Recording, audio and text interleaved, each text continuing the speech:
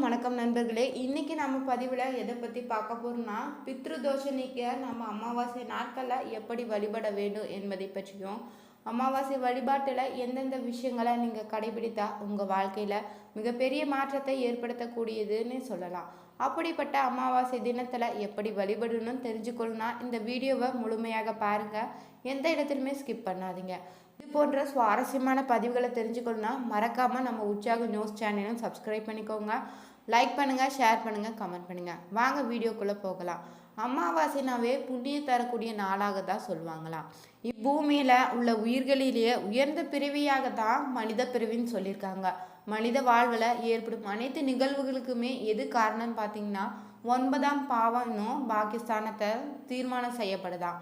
அந்த ஸ்தானம் வலிமை பெற நினைச்சிங்கன்னா சாதிக்க முடியுங்க. பாகிஸ்தானத்தை வலிமைப்படுத்த பிரபஞ்ச வழியாக மாபெரும் கொடைகள் இரண்டாக சொல்லியிருக்காங்க. ஒன்று பார்த்தோம்னா பித்ருக்கள் பூஜை, மற்றொன்று தான் குலதெய்வ வழிபாடு. அதில் குலதெய்வ வழிபாடோ அமாவாசை நாட்களில் எப்படி பித்ருக்களை வழிபடுவதுன்னு நாம் தெரிஞ்சுக்கலாம். பித்ருக்கள் பார்த்தோம்னா நம்மளுடைய குடும்பத்தில் வாழ்ந்து மறைந்த முன்னோர்கள் தாங்க. அவர்களே தங்களது சந்ததியினரை பாக்கியம் பல பெறவும் வாழ்வில் முன்னேறவும் தடைகள் அகலவும் பல தோஷங்கள் நிவர்த்தியாக வருடத்தில் சில குறிப்பிட்ட தினங்களை தான் பூவுலகம் ஆசி வழங்குவதாக ஐதீகத்தில் சொல்லியிருக்காங்க. அந்த அற்புதமான சக்தி பொருந்திய நாள் தான் இந்த அமாவாசை நாள். மதுக்காரனாகிய சந்திரனும் பிதுக்காரனாக இருக்கக்கூடிய சூரியனுமே ஒன்றாக இணையும் காலம்தான் அமாவாசைன்னு சொல்லியிருக்காங்க. அந்த தினத்தில் மறைந்த முன்னோர்களுக்கு திதி தர்ப்பணம் உணவு படையிடுவது ஆசி பெறும்போது நமது பாகிஸ்தானம் வலிமை பெறுதுங்க. இதன் மூலம்தான் திருமண தடை, குழந்தை பிறப்பு தாமதம், வறுமை, நீடித்த நோய், கடன் தொல்லை போன்ற பிரச்சனைகளை நீக்கி கர்ம வினைகளுக்கு பரிகாரம் நாம் தேடிக்கொள்ள முடியும். இயற்கையாகவே இறந்தவர்களுடைய ஆன்மாக்கு எளிதில் முக்தி கிடைக்குன்னு சொல்லுவாங்க. ஆனால் மனவேதனை அடைந்தே துர்மணம் அடைந்தவங்களுக்கு, கொடூரமான நோய் தாக்கத்தால் இறந்தவர்களுக்கோ அவர்களுடைய ஆத்மா எளிதில் முக்தி அடைவதில்லை. அதனால தான் அமாவாசை நாட்களில் பித்ரு தர்ப்பணம் கொடுப்பாங்க. இயற்கையாக மரணித்து முக்தி அடைந்தவர் வீட்டில் சுப நிகழ்வு நடந்து கொண்டே இருக்குங்க. அகால மரணமடைந்த ஆத்மா முக்தி அடையும் வரையுமே சில மன வருத்தம் தான் அந்த குடும்பத்தில் நிகழுன்னே சொல்லலாங்க. இதற்கு காரணம் தான் அந்த ஆத்மா சாந்தியடைய அவர்களின் சந்தையின வழிபாடு முறைகளை சரியாக செய்யாது இருப்பதுன்னே சொல்ல முடியுங்க. இறந்த பிறகு ஆன்மாக்களுக்கு பிறவி குணம் இருக்காதுன்னு, சாத்விக குணம் வந்துடுன்னு சொல்லியிருக்காங்க. முறையான திதியும் தர்ப்பணம் கிடைக்க பெறும் ஒவ்வொரு ஆத்மாவும் நற்கதி உடையது தாங்க. அவர்களை முறையாக வழிபாடு செய்தீங்கன்னா போதும், தங்களினுடைய அனைத்து சக்திகளையும் தன் சந்ததியினர் முன்னேற்றத்திற்கு ஆசீர்வாதமாக வழங்குவாங்களாம். முன்னோர்களுடைய ஆத்மாக்களை நம்ம யாரும் பார்க்க முடியாதுங்க. ஒவ்வொரையுமே தனித்தனியாக வணங்கவும் முடியாது. எனவே தான் பஞ்சபூதங்களையுமே நவகிரகங்களையுமே முன்னாடி நிறுத்தி உரிய மந்திரங்களோடு செய்யப்படும் திலஹோமம் எத்தகைய துர்மரணம் அடைந்த ஆத்மாவையும் சாந்தி அடைய செய்வதாக சொல்லியிருக்காங்க. ஹோமம் செய்ய முடியாதவங்க அமாவாசை வழிபாடு நல்ல பலன்களை உங்களுக்கு அளிக்குங்க. முன்னோர்களுக்கு சீராத்தம் செய்தவனுக்கு பித்ருதோஷம் ஏற்படணும். ஒருவேளை அதிகமான புண்ணிய பலத்தால் ஒருவன் தன் வாழ்நாளில் பித்ருதோஷத்தை அனுபவிக்காமல் போகலாம். ஆனால் அந்த பித்ருதோஷம் அவனது சித்தனை பாதிக்குன்னு சொல்லியிருக்காங்க. ஒருவர் தன் தலைமுறைக்கு சொத்து சேர்க்கானாலும் பரவாயில்ல, பித்ருதோஷத்தை விட்டு செல்லக்கூடாதான். அமாவாசையில் முன்னோர்களுக்கு ஆத்மா சாந்திக்காக செய்யப்படுகின்ற திதியும் தர்ப்பணம் பூஜையானது நம்முடைய வம்சாவளியினருக்கு பெரிது நல்ல பலன்களை அளிக்கக்கூடியதாக இருக்குதுங்க. தர்ப்பணம் பார்த்தோம்னா எள்ளும் நீரும் கொண்டு வலது ஆள்காட்டி விரலுக்கும் கட்டை விரலுக்கும் இடையில தான் பித்ரு புண்ணிய ரேகை வழியாக தான் நீரை வார்த்து தரப்படுதாங்க. இந்த தர்ப்பண நீரின் சக்தியானது பூமியினுடைய ஆகர்ஷண சக்தியை மீறியும் மேல் நோக்கி எழும்பி சென்று பல கோடி மைல்களுக்கு தொலைவில் இருக்க பித்ருலோகத்தை அடைவதாக சொல்லப்பட்டிருக்கு. அமாவாசை என்று இந்த சக்தியானது மிகவும் அபரிவிதமாக இருக்குங்களாம். மாதந்தோறும் அமாவாசை அன்று தர்ப்பணம் தர முடியாத இருந்தீங்கன்னா ஆண்டுக்கு ஒரு முறையாவது வருகின்ற அமாவாசையில் தர்ப்பணம் கொடுத்து அனைத்து மாதங்களையும் தர்ப்பணம் கொடுத்த பலனை நீங்கள் பெற முடியும். அமாவாசை நாளில் பார்த்தோம்னா விரதம் மேற்கொண்டு மதிய இலையில தான் சாப்பிடணும். காகத்துக்கு உணவு வைத்த பின்னர் தான் சாப்பிட வேண்டுமா. அமாவாசை நாளில் நாம் செய்யும் ஒவ்வொரு வழிபாடும் நம் முன்னோர்களுக்கு போய் சேர்வதாக சொல்லியிருக்காங்க. அவர்களுக்கு சேரும் புண்ணியமும் நமக்கு சேர்ந்துவிடும். நமக்கு மட்டும் இல்லைங்க, நம் சன்னதிக்கு வந்து சேரும் என்பதை மறந்துடாதீங்க. முன்னோர்களுக்கு தர்ப்பணம் கொடுக்க விரதம் இருக்கும் இந்த நாளை என்ன செய்யலாம் செய்யக்கூடாதுன்னு இனி தெரிஞ்சுக்கலாம்.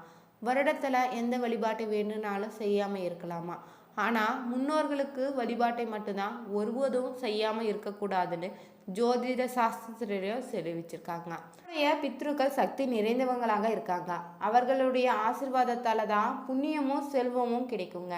எனவே நம்முடைய வீட்டு வாசல்ல காத்திருக்கக்கூடிய முன்னோர்களுக்கு தர்ப்பணம் கொடுக்கணும். காலை பார்த்தோம்னா 6:30 மணிக்குள்ள தர்ப்பணம் கொடுப்பது நல்ல பலன்களை அளிக்கும். அப்படி கொடுக்க முடியாதவங்களா இருந்தீங்கன்னா சூரியன் மறைவதற்குள்ள தர்ப்பணம் கொடுத்துடுங்க. ராக காலம், யமகண்டம் ஆகியவை தர்ப்பணத்துக்கு பொருந்தாதுங்க. மதிய வேலை பார்த்தீங்கன்னா தர்ப்பணம் செய்ய மிகவும் உகந்த நேரமாக சொல்லியிருக்காங்க. தர்ப்பணம் கொடுக்கும்போது தங்களுடைய கோத்திரம், குலதெய்வம், 3 தலைமுறையுடைய பெயர்களை கூறி வழிபாடு செய்யுங்க. அமாவாசை நாளை யாரெல்லாம் பித்ருக்கள் என்று சொல்லப்படும் முன்னோர்களையும் பெற்றோர்களையும் முறையாக வழிபட்டு வணங்கி வந்தீங்கன்னா அதனால் கிடைக்கும் பலன்கள் மொத்தமே அவர்களுக்கு மட்டும் இல்லைங்க, அவர்களுடைய பிள்ளைக்கு போய் சேருவதாக தர்ம சாஸ்திரத்தில் நமக்கு அறிவுறுத்திருக்காங்க. நாட்களில் பெற்றோர் இல்லாத கணவன் விரதம் இருக்கலாம். ஆனால் அதே சமயம் கணவன் விரதம் இருக்கிறாரோ சாப்பிடாம இருக்கிறான்னு நினைத்து மனைவியை விரதம் இருக்காதுங்க. ஏன்னா கணவன் இருக்கும்போது அவர்களே சுமங்கலின்னு சொல்லுவாங்க. சுமலிங்கர்கள் ஒருபோதுமே அமாவாசை நாள விரதம் இருக்கக்கூடாதுங்க. மனைவியானவள் விரதம் இருக்காம சாப்பிட வேண்டும். இன்னொரு விஷயம் பார்த்தீங்கன்னா, அமாவாசை விரத நாளில் விரத படையலாக மாமனார் மாமியாருக்கு சமைக்கும் உணவை வெறும் வயிற்றுடன் சமைக்கக்கூடாதான். காலை உணவை எடுத்துக்கொண்டு தான் பிறகுதான் சமைக்க வேண்டும்னு அறிவுறுத்தியிருக்காங்க. அமாவாசை நாளில் காலையில் தர்ப்பணம் செய்ய வேணும். காலை உணவு எடுத்துக்கொள்ளாமல் இருக்கணுமா? நம் முன்னோருக்கு பிடித்தமான உணவை இலையில வைத்து அவர்களிடம் படங்களுக்கு பூக்களிட்டு குடும்பத்தோடு வணங்க வேணும். பின்னர் தான் காகத்துக்கு சமைத்த உணவு அதிலிருந்து கொஞ்சம் எடுத்து வைங்க. பின்னர் இலையில உணவு சாப்பிடணும். முக்கியமாக பார்த்தீங்கன்னா முன்னோரை நினைத்து 4 பேருக்காவது உணவு வழங்கணும். இது இருப்பதிலேயே மிகப்பெரிய புண்ணியங்களை உங்களுக்கு அளிக்கக்கூடியதாக இருக்குது. இந்த நாளில் நாம் முன்னோரை நினைத்து செய்கிற எல்லா காரியங்களுமே மும்மடங்கு பலன்களை அளிக்கக்கூடியதாக இருக்குதுன்னு சொல்லியிருக்காங்க. மாலையில் அவசியம் விளக்கேற்றுங்க. மீண்டும் குடும்பத்தினர் ஒன்று சேர்ந்து நம் முன்னோர்களை இறைவனையுமே நமஸ்காரித்து வணங்கிக்கோங்க. அதே போல் பார்த்திங்கன்னா அமாவாசை அன்று இரவு தர்ப்பணம் செய்த கணவருக்கு டிஃபன் உணவு தான் கொடுக்கணுங்க. மனைவியானவள் பார்த்தோம்னா டிஃபனை சாப்பிடாமல் கொஞ்சம் கைப்பிடியினாவது சாதம் சாப்பிடணும். அப்போது தான் மாமனார் மாமியாருடைய ஆசீர்வாதம் முழுமையாக மருமகளுக்கு கிடைக்கணும் ஐதீகத்தில் சொல்லியிருக்காங்க. வாழ்க்கையை வளமாக்கக்கூடிய குலதெய்வத்தை வேண்டி அமாவாசை தினத்தில் செய்ய வேண்டிய பரிகாரத்தை நாம் தெரிஞ்சுக்கலாம். செல்வ வளத்தை தரக்கூடிய பரிகாரத்தை பற்றி தான் இதில் பார்க்க போகிறோம். கோவில்களையோ தெய்வங்களுக்கு அபிஷேகம் செய்து முடித்துவிட்டு தான் அந்த தெய்வத்திற்கு அலங்காரம் செய்ய தொடங்குவாங்க. சிரசு காணிக்கை என்று ₹1 நாணயத்தை அந்த தெய்வத்தோடு தலையில் வைப்பாங்க. உங்களுடைய குலதெய்வத்துக்கு அப்படி வைக்கும் சிரசு காணிக்கையை உங்களால் பெற முடியும்னா உங்கள் குலதெய்வ கோவிலில் இருந்து அந்த ₹1 காணியத்தை வாங்கி வீட்டுக்கு எடுத்து வரலாம். எல்லோருடைய குலதெய்வ கோவிலிலுமே இப்படிப்பட்ட சிரசு காணிக்கை கொடுக்கப்படும்னு சொல்லிவிட முடியாதுங்க. குலதெய்வ கோவிலில் இருந்து இந்த காணிக்கை பெற முடியும். இவங்க வெற்றிலை, பாக்கு, பூ, பழத்தட்டு ₹1 நாணயத்தையாவது வைத்து குலதெய்வ கோவிலில் அர்ச்சனை செய்து அந்த நாணயத்தை எடுத்து நம்முடைய வீட்டுக்கு வரணுங்க. செல்வ செழிப்போடு வாழ வேணும்னு நினைச்சிங்கன்னா என்ற பிரார்த்தனை குலதெய்வ கோவிலை வைத்து விடுங்க. இந்த ₹1 நாணயத்தை வைத்து தான் பரிகாரமே சொல்லப்படுது. இப்படியாக குலதெய்வத்தினுடைய அருள் நிறைந்த இந்த ₹1 நாணயத்தை வீட்டுக்கு எடுத்து வந்து அமாவாசை தினத்தன்று உங்கள் வீட்டு பூஜை அறையில் வச்சுக்கோங்க. குலதெய்வத்தை வேண்டி பூஜை செய்து சுத்தமான வெற்றிலையில அந்த நாணயத்தை வைத்து மடித்து நூல் போட்டு கட்டி உங்கள் வீட்டு பீரோவிலோ அல்லது படம் வைக்கும் பெட்டியில் வைத்துக்கோங்க. முடிந்தால் அமாவாசை தினத்தன்றே குலதெய்வ கோயிலுக்கு சென்று இந்த ₹1 நாணயத்தை வாங்கி வந்து இந்த பரிகாரத்தை செய்து மேலும் சிறப்பை தேடித்தரக்கூடியதாக இருக்குது.